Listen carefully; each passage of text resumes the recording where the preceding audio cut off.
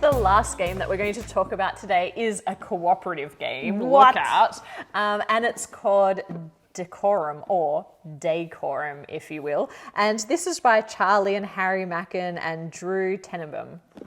And it's a game of passive-aggressive cohabitation. Oh, just like life. So in Decorum, what we're going to be doing is we are flatmates, and there's all sorts of different relationships where we're cohabitating, we're living together, and we all have very specific ideas as to how we want our house to look like in terms of the combination of the style, if it's something that's going to be modern or unique or more of an antique, the color as well, and also the types of goods. It's going to be furnishings. The furnishings, yeah. Exactly. And so the problem is we have to make sure that we reach consensus, but we can't directly say what it is that we want. So we're all going to have our objectives, but we're going to be like, as you're messing around with things and going, this is how I like to be like, no, I hate that. Or, oh, I absolutely love that. Or no, that could not possibly be. Which feels like they say is passive aggressive. Like that feels aggressive.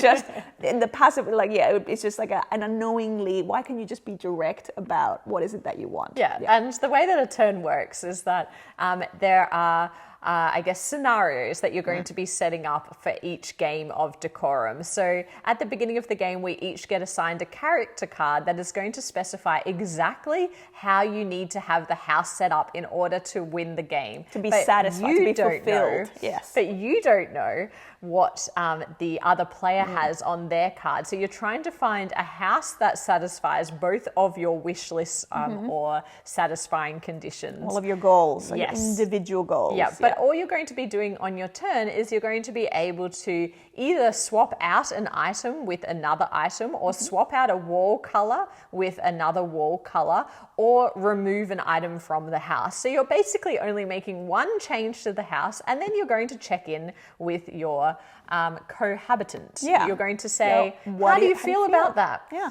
And they're going to tell you whether they feel great about the decision you've just made to repaint the room. Or just like, meh, I could take it or leave it. Not invested in it either way. I hate that painting. I can't believe you put that painting there. How could you? That is hideous. And so on and so forth, until you both find that happy medium where you can both exist happily in the space. And the way the game works is you will be monitoring the number of rounds that you're taking, or the number of changes you're making to the house. And along the way, there are going to be little spots where after the 15th try of moving around the house, you'll get the opportunity to share one of your conditions with your partner. So you'll be able to say, you know what, I actually can't have any green objects that are retro, or I need to have clean and with one of your goals, one of your objectives. And some of them, as the scenarios progress, they get harder and harder, and some of them feel impossible to get through, because you have to have one room that is identical to another room, or you can't have more than one green item, or all of the rooms need to be painted in warm colors. And then of course the other person has all these conditions that kind of are very much interwoven with yours that are going to make for some difficult decisions along the way. Get caught up in these, like chasing one another. It's like, okay, well, I'll try and change things to kind of suit your thing or what I think your thing is, and then them going, no, so then I'll try and chase it. You kind of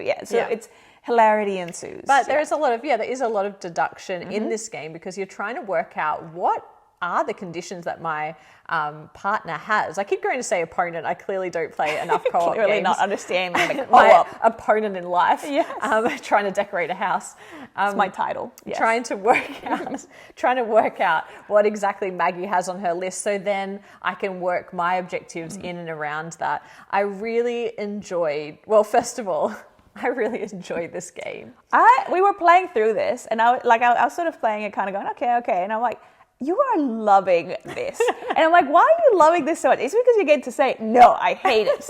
No, Maggie, that's wrong. I was like, is that why? I think because this game relies a lot on the banter that you have as a couple and the way that you kind of interpret the game to be funny or interesting. So, you know, if Maggie's like removes a lamp, I was like, oh, Maggie, I loved that lamp. Like, why would you move that lamp?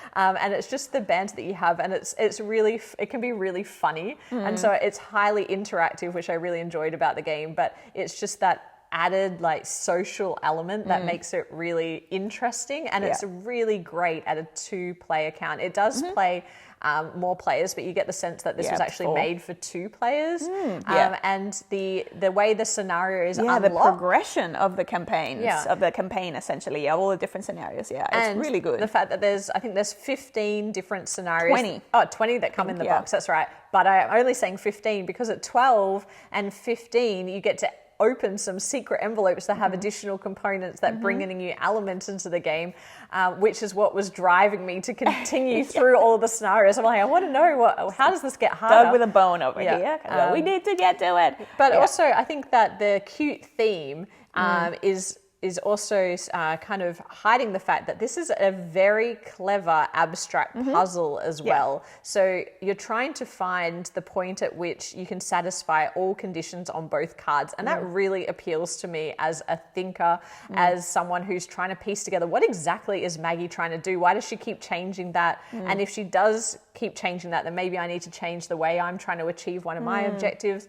And so it really appealed to me on multiple levels. I love the theme. I just think it's such it's very clever theme for the puzzle that it is. And it wouldn't be as fun without that thick theme on top of it. I'm going to say it does feel quite, you know, I really enjoy I get a giggle out of the theme. As a themer, though, I did find that after a while, because it is at its core a very abstract puzzle. And yes, you are interacting and you're kind of chatting about like, no, I hate it, I love it. It gets to a point where I'm like, okay, like now it's just too abstract. But you're also not a gamer that loves interaction or that like the away from the board, like social element away from the board. Like I just want to do my thing. Why can't I just do? So it's probably not a game for me in the long term. I've enjoyed like all the campaigns and things that I've gone through it. But now it'd be a game where I'd be like, hey, why don't you play it with a friend or someone that comes and visits us? I think that so. Although there's only 20 scenarios in here, you can download an app and then there's like an unlimited number of scenarios. I really did there's a little bit of flavor text around each of the scenarios that kind of explains the situation that you're in and who you're living with and why the house is the way it is. So I enjoyed that. But this is a game I'd probably play through each of the included 20 scenarios and then I will hand this off to a friend and allow them the pleasure of working through the 20 scenarios. As we were playing through it, we knew our friends who would love going through that as well. And I go, you know, so-and-so is really going to enjoy this and so-and-so is going to... Yes. So it's like there's a queue of people now that are going to be enjoying, this. But if you're looking for a great 2-player game that is cooperative but has like quite a funny theme and a great puzzle, I'd encourage you to check out Decorum. But that is all of the games that we have for you this week. Thank you so much if you're still here after an hour worth of listening to us. Rambling on and on. Always.